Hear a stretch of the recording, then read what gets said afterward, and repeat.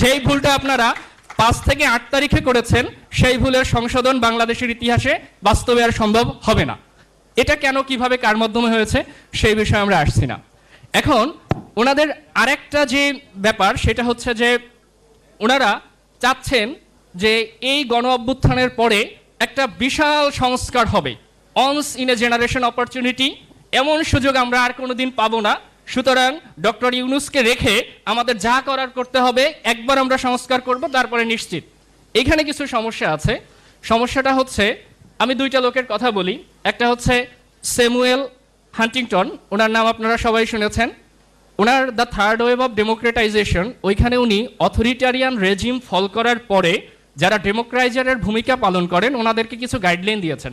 তার মধ্যে তিনি একটা কথা বলেছেন যে কিপ এক্সপেকটেশন লো, এবং উনি ক্যাটেগরিক্যালি বলেছেন যে ফুলি ইলাবোরেটেড ডেমোক্রেটিক ইউটোপিয়া অ্যাভয়েড করতে হবে, কারণ এইটা ট্রানজিশনাল গভর্নমেন্ট, এর পক্ষে এই কাজগুলো করা সম্ভব না। আমাদের এক্সপেকটেশন থাকতে পারে।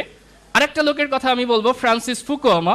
উনি তার অরিজিন অফ পলিটিক্যাল অর্ডার, এখানে উনি দেখিয়েছেন যে political order, political institution, Democratic culture, একদিন দুই দিন একটা গণ অভ্যুত্থান হয়েছে, 2000 মানুষ মারা গেছে, তাদের রক্ত দিয়েছে, সেই রক্তের কথা বলে আমরা সব কিছু পেয়ে যাব, বাস্তবতাটা এতটা সহজ না। তিনি বলেছেন political institution building is slow and painful process.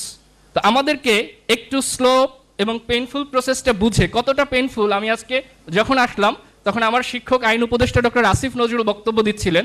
উনি শুধু বিচারের ব্যাপারে ওনার যে পেইন এবং সাফারিং এর কথা বলেছে, তাহলে আপনার রাষ্ট্রের প্রত্যেকটা জায়গায় আপনাকে মেরামত করতে হবে, এটা তো একটা লং টাইম প্রসেসের ব্যাপার।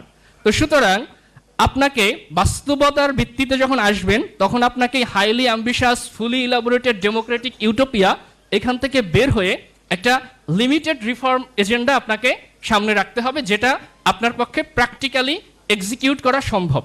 এই যে লিমিটেড রিফর্ম এজেন্ডা, এটা কেন দরকার?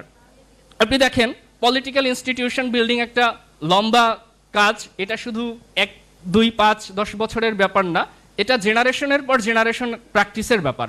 পৃথিবীর ডেমোক্রেটিক কান্ট্রিগুলোর ইতিহাস যদি দেখেন, তাদের প্রত্যেক দেশে শত শত সিভিল ওয়ার হয়েছে, হাজার হাজার মানুষ মারা গেছে, লক্ষ লক্ষ মানুষ মারা গেছে, তারপরে 200, 300, 400 বছরের প্র্যাকটিসের পরে তারা একটা পর্যায়ে এসেছে। এবার আমি যদি দেখি, আপনার ইকোনমিক রিফর্মের কথা ধরেন, ইকোনমিক রিফর্ম, আমাদের সবচেয়ে ফান্ডামেন্টাল প্রবলেম কি? লো ট্যাক্স রেভিনিউ টার্ন আউট। এখন এটা আপনি সমাধান কয়দিনে করবেন? কয়েক দশক লাগবে। তার চেয়ে আপনি কি করতে পারেন, যেটা শর্ট ম্যাক্রো ইকোনমিক রিফর্ম, যেমন আপনি ইনফ্লেশন কন্ট্রোল করবেন, মার্কেট প্রাইস কন্ট্রোল করবেন, আপনি একটা পলিটিক্যাল স্টেবিলিটি নিয়ে আসবেন, এই যে পেটি ঘুষ বাণিজ্য হাবিজাবি, এইগুলো কন্ট্রোল করার চেষ্টা করবেন। পুরোপুরি পারবেন না। এখন এই বিষয়টার দিকে আমাদেরকে বুঝতে হবে যে কতটুকু আমার করা সম্ভব, কতটুকু সম্ভব না। এখন আমি যদি এই আকাশ কুসুম সবিস্তারে সংস্কার করতে যাই, কয়েকটা সমস্যা আছে। প্রথম সমস্যাটা হচ্ছে, আপনার এই যে রিফর্মের মোমেন্টাম নষ্ট হবে। গণ অভ্যুত্থান এই সরকারের লেজিটিমেসির সোর্স, আমরা খুব ভালো করে বুঝি, কিন্তু এটা একটা এক্সট্রা অর্ডিনারি গভর্নমেন্ট, তাদের নির্দিষ্ট মেয়াদ নাই। আমি বলি বেমেয়াদি অজানাতন্ত্র।